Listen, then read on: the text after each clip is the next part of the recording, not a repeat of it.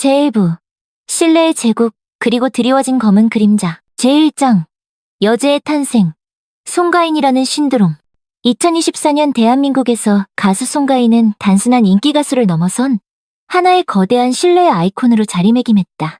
그녀의 이름 앞에는 늘 트로트 여제라는 수식어가 따라붙었지만 그 단어만으로는 그녀가 가진 사회적 영향력을 전부 설명할 수 없었다.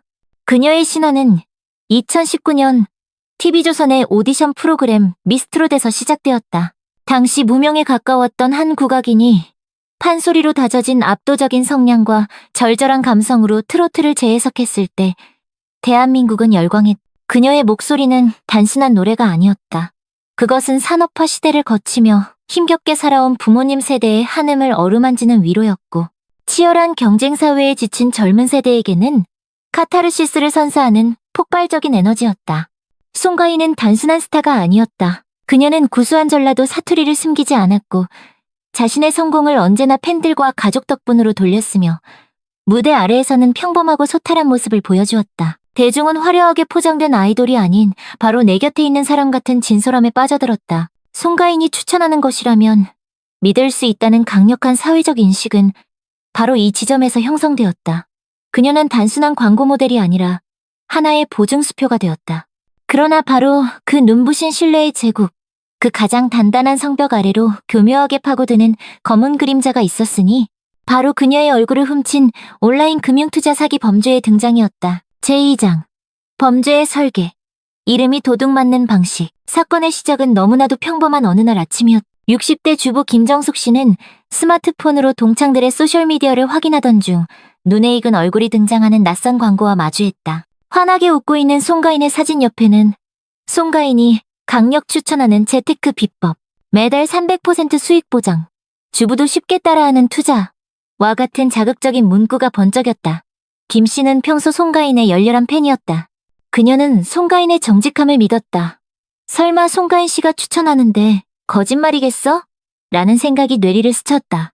이것은 단순한 합성사진이 아니었다. 동남아시아 어딘가에 서버를 둔 것으로 추정되는 범죄 조직은 인공지능 AI, 딥페이크 기술과 정교한 영상 편집 기술을 총동원했다. 그들은 송가인이 과거 여러 방송 프로그램에서 했던 인터뷰 영상이나 소셜미디어 라이브 방송을 악의적으로 편집했다. 여러분, 힘든 시기지만 우리 함께 이겨내요 라는 위로의 메시지는 교묘하게 잘려나가 여러분, 힘든 시기지만 이걸로 함께 돈 벌어요 라는 탐욕의 속삭임으로 둔갑했다. 전혀 상관없는 발언들을 교묘하게 잘라붙여 마치 송가인이 특정 투자 플랫폼을 직접 소개하고 수익성을 보장하는 것처럼 보이게 만든 것이다. 영상의 조악함을 가리기 위해 의도적으로 화질을 낮추고 빠른 화면 전환을 사용했으며 댓글창에는 수많은 바람잡이 계정들이 동원되었다. 프로필 사진도 이름도 모두 평범한 이웃처럼 보이는 가짜 계정들이 송가인님 덕분에 30년 만에 내 집 마련의 꿈을 이뤘습니다. 믿고 투자하니 정말 수익이 나네요. 남편 몰래 비자금 만드는 재미가 쏠쏠해요.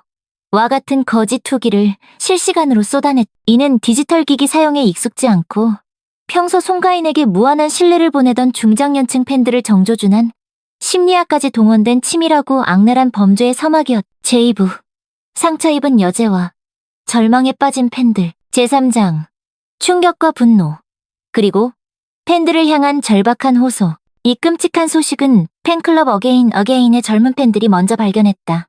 그들은 즉각 소셜미디어를 통해 이거 가짜 광고입니다. 속지 마세요.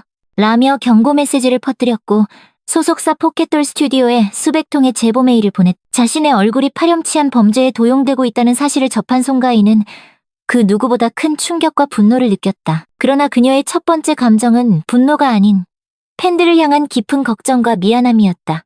그녀는 단 한순간도 지체하지 않았다. 즉각 자신의 소셜미디어를 통해 단호하고 분명한 입장을 담은 자필 편지를 올렸다. 사랑하는 어게인 여러분, 그리고 저를 아껴주시는 모든 분들께 피눈물을 흘리는 심정으로 간곡히 부탁드립니다. 현재 저의 사진과 영상을 무단으로 도용하여 만들어진 허위 투자 광고가 독버섯처럼 퍼지고 있습니다.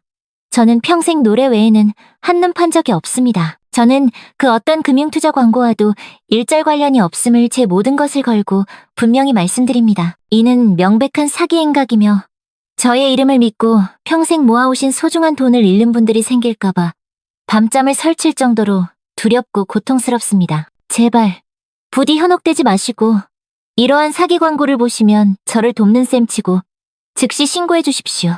그녀의 호소는 단순한 해명을 넘어 자신의 아이들을 지키려는 어미의 마음과 같은 절박한 외침이었다. 본인이 입게 될 이미지 손해보다 팬들이 입을 수 있는 금전적 피해를 먼저 걱정하는 그녀의 진심에 많은 이들이 뜨거운 응원을 보냈다. 제사장. 끝나지 않은 악몽. 2차 가해와 실제 피해 사례. 하지만 사건의 파장은 쉽게 가라앉지 않았다.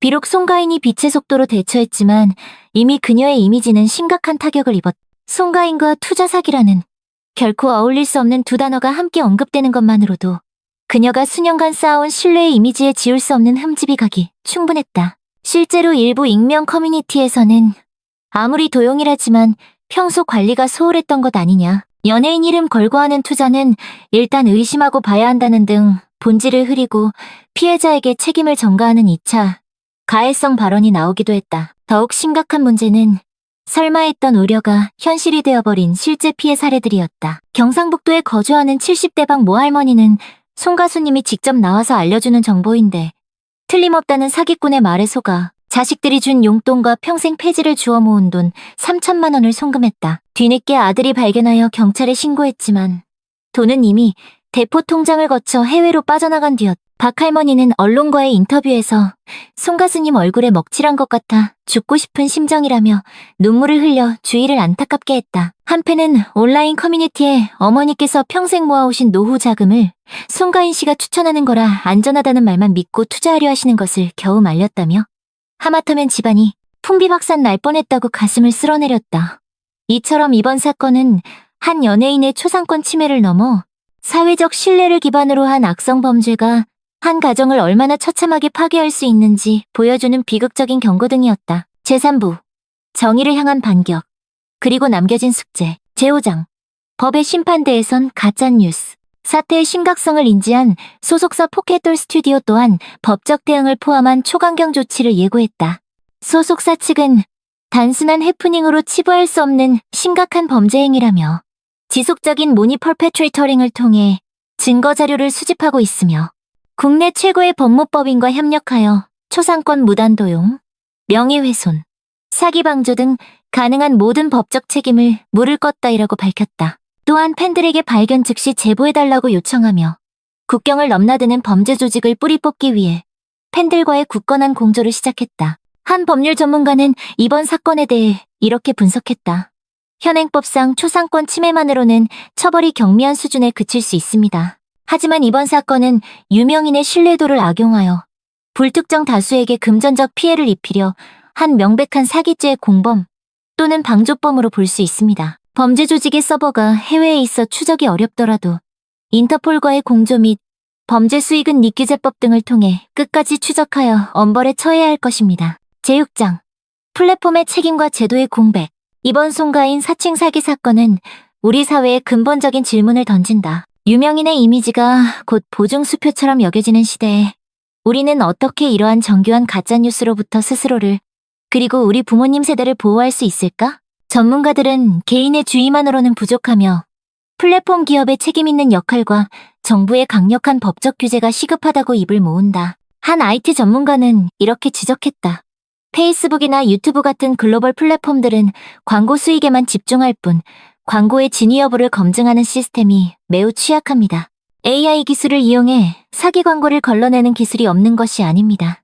의지가 부족한 것이죠. 허위 광고로 인해 발생하는 사회적 비용보다 그 광고로 벌어들이는 수익이 더 크기 때문입니다. 플랫폼 기업의 징벌적 손해배상 제도를 도입하여 자사 플랫폼에서 벌어지는 범죄 행위를 방치했을 경우 천문학적인 배상 책임을 물게 해야 합니다. 또한 현재의 법규로는 교묘하게 서버를 해외에 두고 활동하는 온라인 범죄 조직을 처벌하기가 극히 어렵다는 제도적 공백도 문제로 지적된다. 유명인의 이미지를 도용한 허위 광고를 단순한 명예훼손이 아닌 심각한 금융범죄로 규정하고 이를 제작하고 유포하는 자들에 대한 처벌 수위를 대폭 높여야 한다는 목소리가 사회 각계각층에서 터져나오고 있다. 제7장 깨지지 않는 신뢰. 여제의 진정한 힘. 송가인은 이번 사건의 가장 큰 피해자이지만 역설적으로 그녀는 이 문제에 대한 사회적 경각심을 일깨우는 가장 중요한 기폭제가 되었다. 그녀는 자신의 아픔과 상처를, 자신의 영향력을 팬들을 보호하고 더 나은 사회를 만드는 데 사용하는 길을 택했다. 그녀의 진심 어린 호소와 단호한 법적 대응은 단순한 개인의 권리 찾기를 넘어 신뢰라는 사회적 자본의 가치가 어떻게 지켜져야 하는지에 대한 우리 모두의 숙제가 되었다. 사건 이후 팬클럽 어게인은 자발적으로 가짜뉴스 신고센터를 운영하며 온라인상의 허위 광고를 찾아내 신고하고 중장년층 팬들을 위한 디지털 금융 사기 예방 교육 자료를 만들어 배포하는 등 성숙한 팬덤 문화를 보여주었다. 상처는 깊었지만 그 상처를 통해 송가인과 그녀의 팬들 사이의 유대는 더욱 단단해졌다. 폭풍우가 지나간 뒤에 땅이 더 굳어지듯 그녀가 쌓아올린 신뢰의 제국은 시련을 통해 그 진정한 가치를 증명해냈다. 여제의 눈물은 더 밝고 안전한 사회를 향한 우리 모두의 약속이 되었다.